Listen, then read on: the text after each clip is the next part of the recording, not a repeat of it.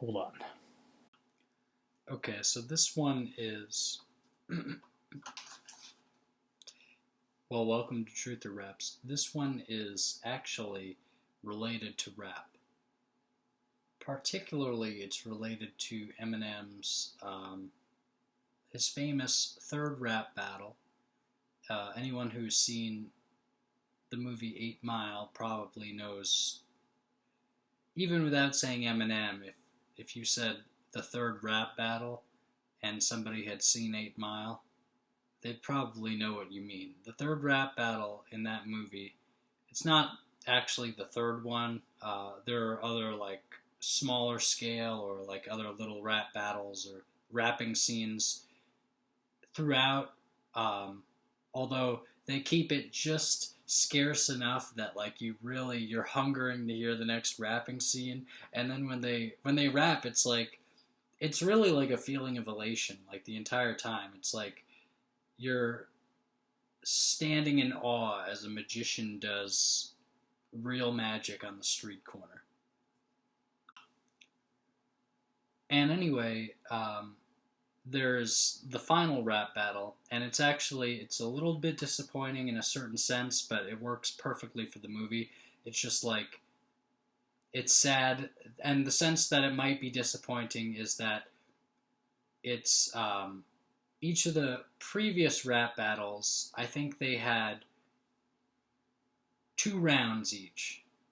I think maybe they had 1 round each. Like maybe one person spat a verse that one person like rapped for like a minute or so, and however long it was, the regular time, the round length for the final one was like the third rap battle one was longer, but they had some length of time that they had to rap for, and I think like they played a beat or something. I think it might.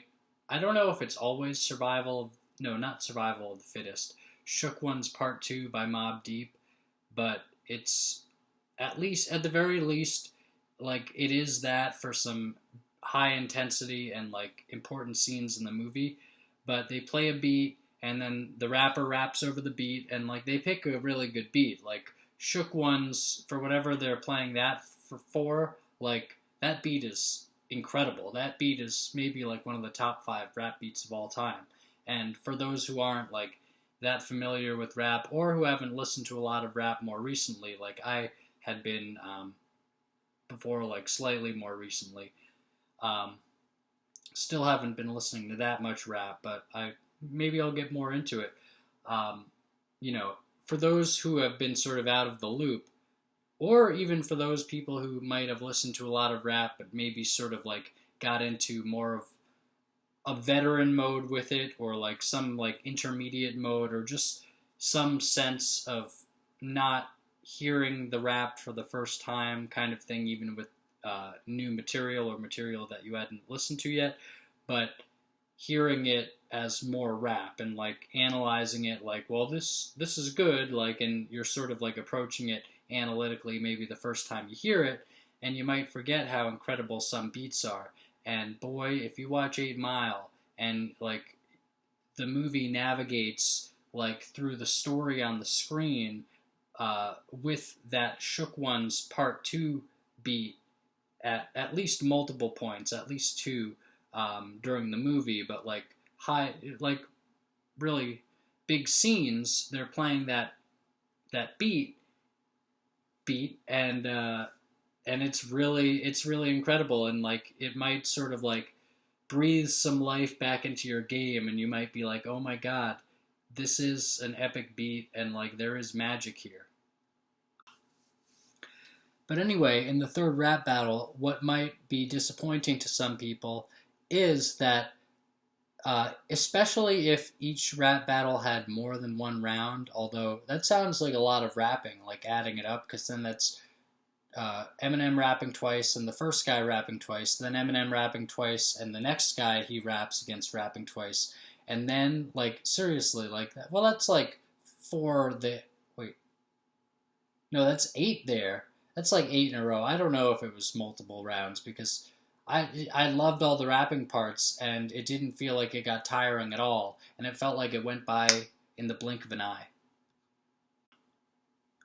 But anyway, the famous climactic third rap battle, part of what is part of the sense that it carries. Well, most of the sense that it carries is a second thing, but sort of part of it, I think, is at least amplified by what happens in the rap battle, where Eminem defeats the other guy, and he does so in his first round. He does so very handily, and he does so being given, being told that he has to rap first. In the other two battles, he rapped second, so they said something, and then he responded to what they said and stuff. And in the third rap battle, it was like uh, Papa Doc, he wins like the coin toss or whatever, and he says, who's going?" Future's like, "Who's going first? You or B Rabbit?" And B Rabbit being Eminem in the movie, and Papa Doc is like, "Let that F gay slur, is that what he says, go first?" Or maybe he says, "Let that cracker go first." Please don't take this video down for me saying that. Or maybe he says, like, "Let that man go first." He says, "Let that something go first," and it's dismissive. But it's like, it heightens the tension, because it's like, oh man, how is Eminem going to do? The first scene in the movie, we see him choke in the first rap battle, and like, so the guy goes first, and then Eminem he's standing there, but he's not rapping, and like the time keeps going, and he's just not rapping at all, and then he just sort of gives the microphone to his friend Proof, who's doing the refereeing in that rap competition lecture hall arena or whatever in the movie, and then he goes off the stage. So it's like, like, we've seen Eminem fail on the stage before. He's just, done pretty well against these other guys, but let's see what he does, because he has to go first, and now he doesn't necessarily have something to work with. And so, interestingly enough, and this is what I think people think of when you say the third rap battle, what Eminem does is he actually doesn't talk about the other guy. It's actually kind of interesting, and before doing this video, like right here, in this particular clip of it as well, I don't know if maybe not this one, I don't know, yeah, maybe this one, but a little before I said it, I think I realized it, and I was like, oh man, but I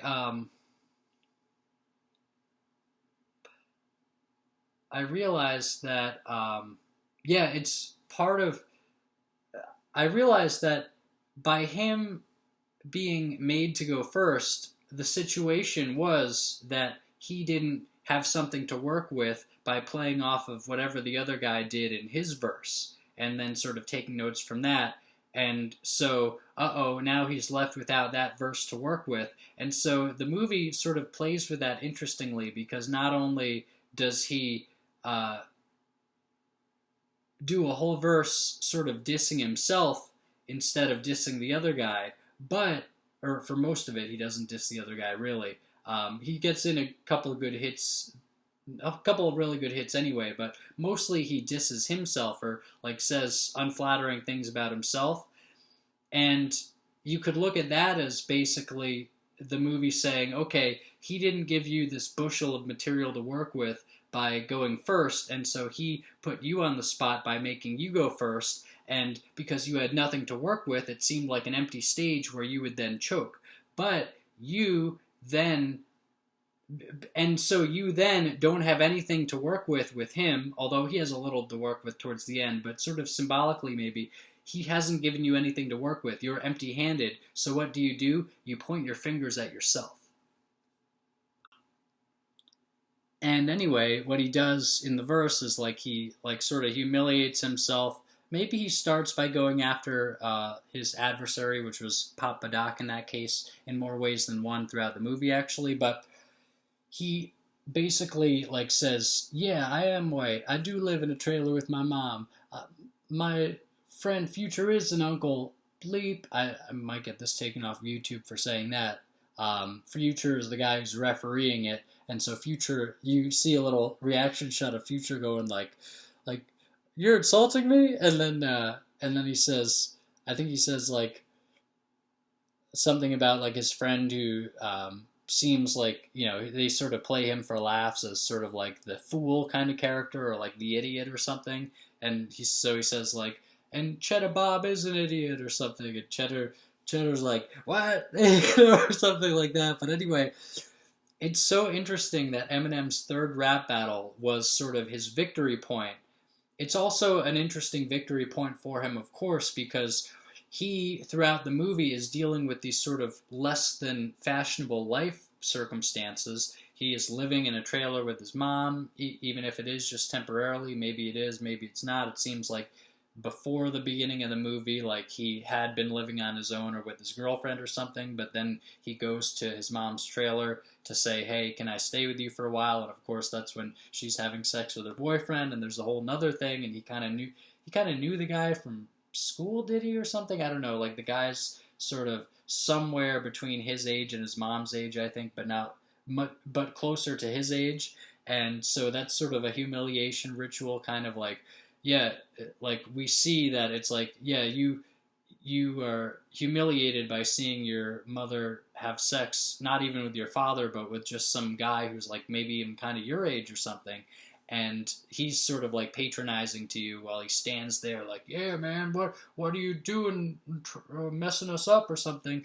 And so anyway, like all these horrible things throughout the movie happen, and like Eminem or B Rabbit is not living a glamorous life in the movie at all. And so in the third rap battle, what he does is the guy's like, let that man go first or something. What he does, especially, and he pauses for a little while too. Like he stands there a little before rapping.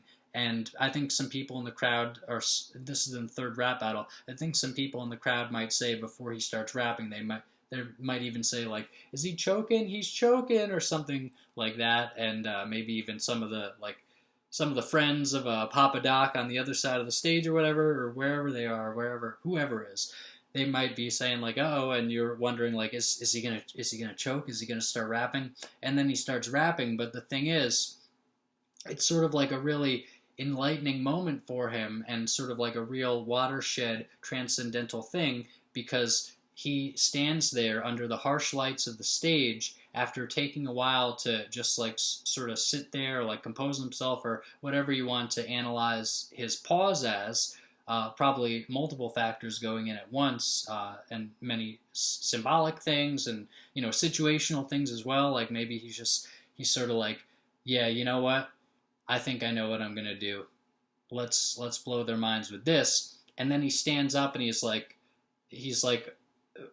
in lieu of having had anything provided for him by the other guy, basically in lieu of any crutches and being put on the spot. And not only is he put on the spot, but he, even aside from the idea of the other guy giving him something, he has to rap first. And it's like sort of going first for anything can often feel kind of put on the spot kind of thing. And he's doing that here and here there, and he's doing that. It is just like, what he does is, okay, you're not even part of this, basically. Like, okay, I've been put on the spot. You haven't given me anything to sort of like work as a crutch for me. I can just kind of make jokes about what you said. I have to totally define my own existence here, and I have to take the total assertive role, and I have to basically create the scene for us all. And so I'm going to reveal all of the things that some of you might know about me anyway, but in any case, I'm going to cover my ass not by hiding things or by sort of explaining things in a way that makes me maybe sound better. Instead, I'm going to reveal all of these things in as stark a light as possible, and that's how I will prevail. And really, that's what Eminem has done with his entire career.